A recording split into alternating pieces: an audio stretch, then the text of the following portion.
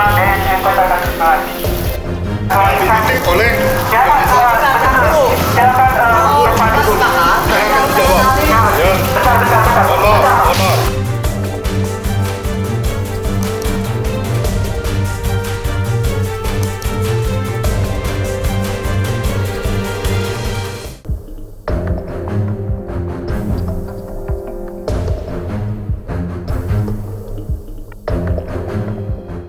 Nama pemerintah Kota Tasikmalaya tercoreng.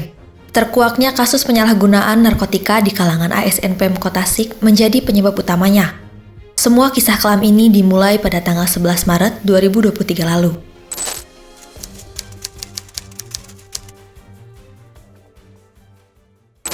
Ya, Sabtu, 11 Maret 2023. Aparat kepolisian berhasil mengamankan seorang pria berinisial DN di wilayah Kecamatan Purbaratu. Dari tangan pria berusia 30 tahun itu, petugas menemukan barang bukti berupa 1 paket sabu. Polisi kemudian mengembangkan kasus tersebut sampai berhasil mengamankan 1 orang lainnya yang diduga terlibat sebagai jaringan pengedar sabu. Pria itu berinisial AL. AL diketahui merupakan salah seorang office boy di kantor Bapelitbangda, Kota Tasikmalaya. Dalam pengembangan kasus AL inilah, berbagai dugaan penyalahgunaan narkotika di lingkungan ASN Pemkot Tasikmalaya mulai terungkap, menjadi presiden buruk bagi nama baik pemerintah daerah. Setelah dilakukan penggeledahan, ditemukan 3 paket sabu, rata-rata berpaket 0,3 gram.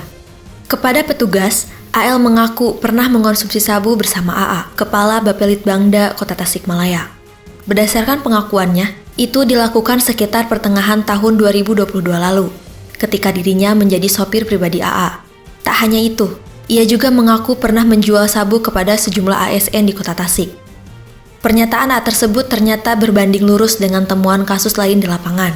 Hal itu terungkap pasca petugas kepolisian yang bekerja sama dengan BNN melakukan tes urin kepada sejumlah ASN di lingkup pemerintah Kota Tasik, termasuk kepada mereka yang berada di OPD terkait.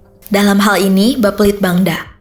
Tercatat, pada Senin, 20 Maret 2023 kemarin, ditemukan 3 ASN lain yang dinyatakan positif metapetamin.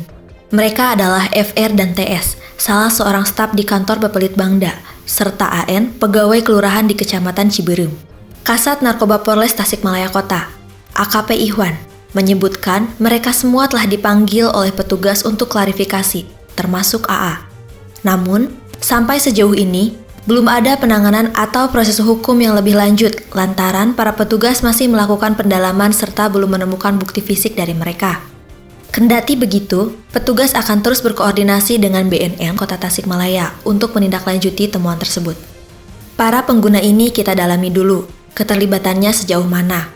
Untuk keputusan sekarang terlalu dini, nanti kita lakukan pemeriksaan ulang, termasuk untuk opsi rehabilitasi. Adanya sederet kasus penyalahgunaan narkotika di kalangan ASN Kota Tasik ini tentu saja menjadi sorotan berbagai pihak. Tak sedikit dari mereka yang memandang kalau pemerintah Kota Tasik telah gagal memberikan contoh yang baik untuk masyarakatnya. Alih-alih mencegah, malah ikut mengkonsumsi. Gelombang protes pun mulai berdatangan, termasuk dari kalangan mahasiswa.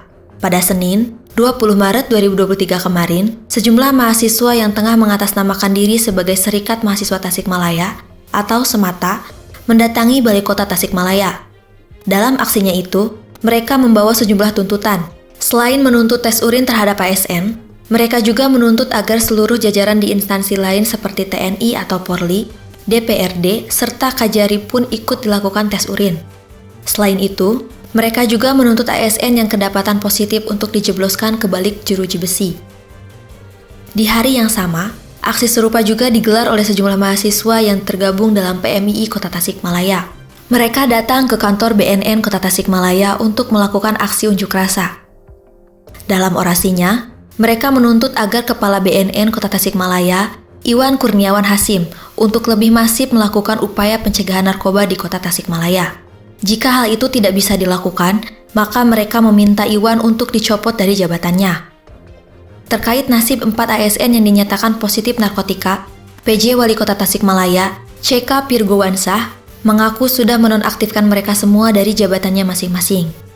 Yang bersangkutan sudah dinonaktifkan dari jabatannya. Jadi 4 ASN ini termasuk Kepala Bapelitbangda dinonaktifkan sementara sambil menunggu hasil proses hukumnya.